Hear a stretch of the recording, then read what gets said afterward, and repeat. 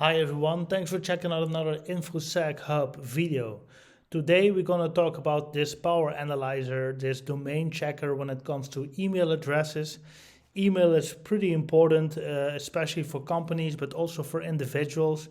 And with this analyzer, you can basically do a checkup on the domain that you use. So if you use Google Gmail or you use Microsoft's Outlook, or PromptOnMail or something like that. I will give you a short introduction to that. PromptOnMail.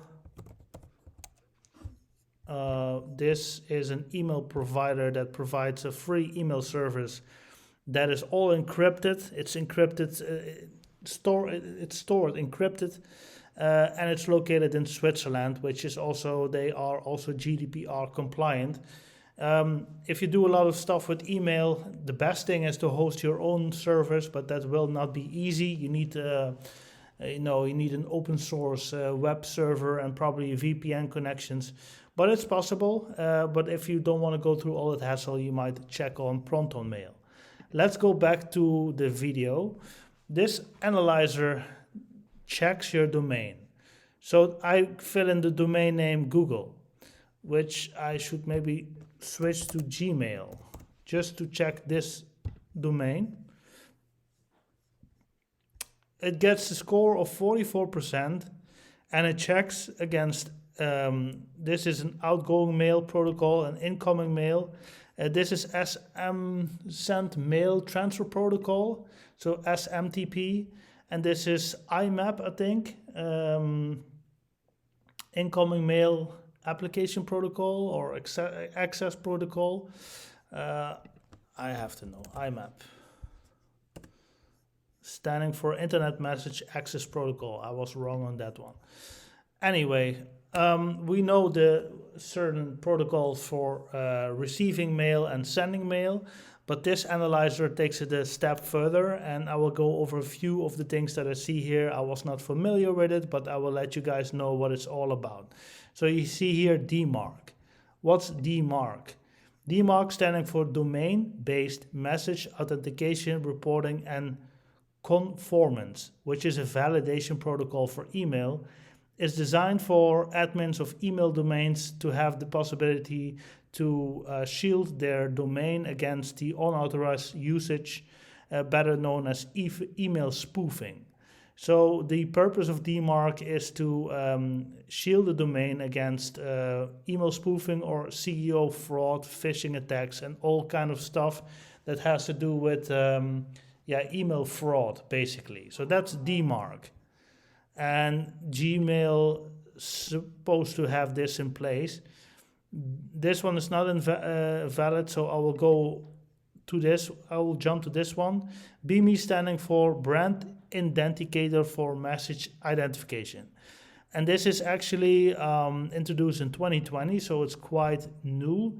This makes it possible to send the logo of the organization and then display it in the email box of the receiver.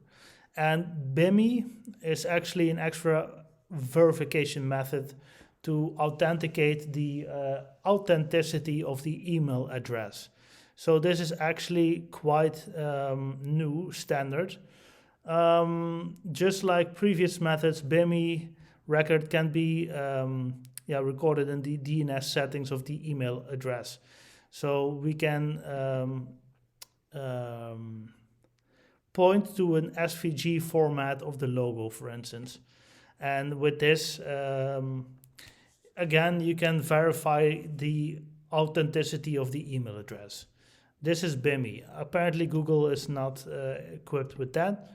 We go to another one, that's DKIM, and DKIM standing for Domain Keys Identified Email. This is a technique in which an organization is verantwoordelijk.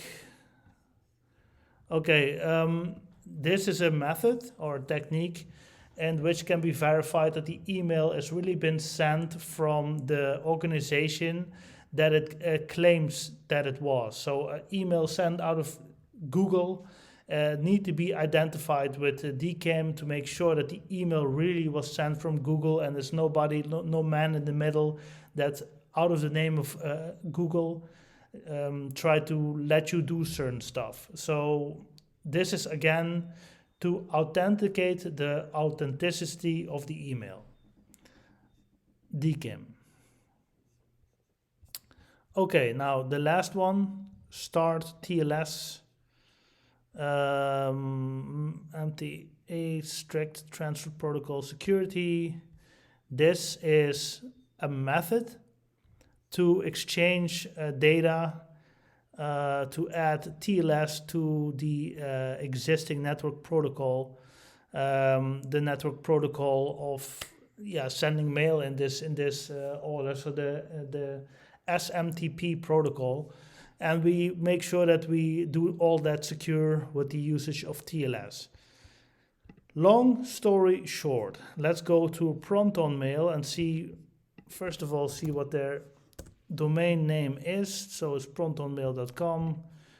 That one should do better than Google. Google have 44%. PromptOnMail.com. Let's do a quick search.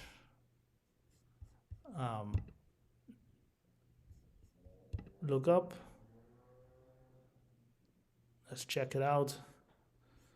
Okay, this one even got a lower score. I didn't expect that. But again, if you rely heavily on email, you should first of all see and look into the possibility to host your email yourself. You can set up an old computer, let it function as an email server. Because ISPs, the internet service providers, will target mail servers because of the notorious spamming that will sooner or later inflict. You could set up an old open source mail server. Let's see if we have also open source mail server. Let's see if I can give you a suggestion. 16 free open source mail servers for enterprise. What's the best? Zimbra, Open Exchange, Squirrel Mail. So you do that, and then you set up an open VPN connection. This is also open source VPN software. This is basically using the internet, and your emails will go over an encrypted tunnel over the internet, giving it some security. And then you connect with another VPN client on public access point, or at work you connect with VPN to your mail server.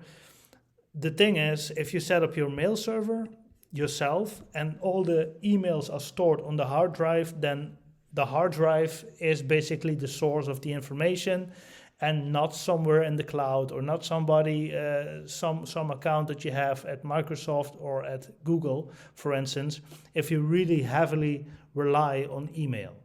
But then again, you should check if that email address or that email server has these kind of checks in place.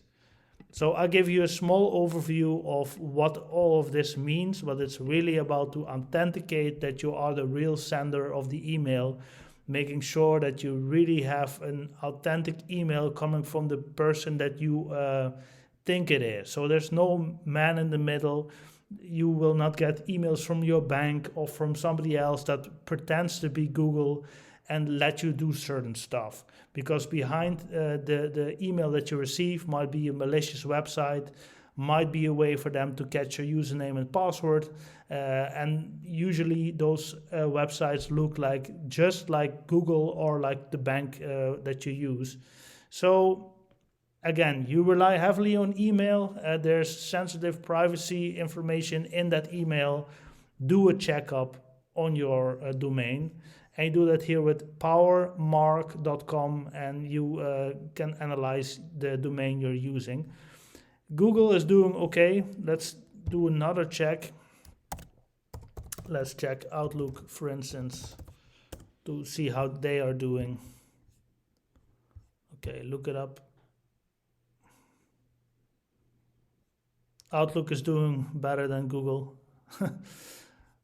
Nice. So you can fill in here a few domain names to also go for a free open service. But again, if you really heavily rely on email and sensitive information is being sent to your mailbox and you don't want it ending up on any Microsoft, Google, or any other platform, set up your own mail server and connect to it using VPN. It's still possible. I don't know if you can have a public web email server. When you have a website, for instance, there will be a email server attached to it sometimes. You can also use that. It really depends on how much control you have over the web server, over the email server, to just determine if you want to make sure that the email goes there or whatever, you know? So it really depends on your needs. There are possibilities out there. I hope this was clear to you, this domain checker. If you have any questions or you want to know more about this part, how to check your domain, just let me know. And I want to thank you for watching this video. We hope to see you guys in the next one. Have a good day.